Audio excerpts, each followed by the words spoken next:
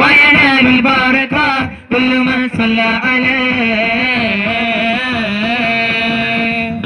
الله الله الله الله الله الله الله الله الله الله الله الله الله.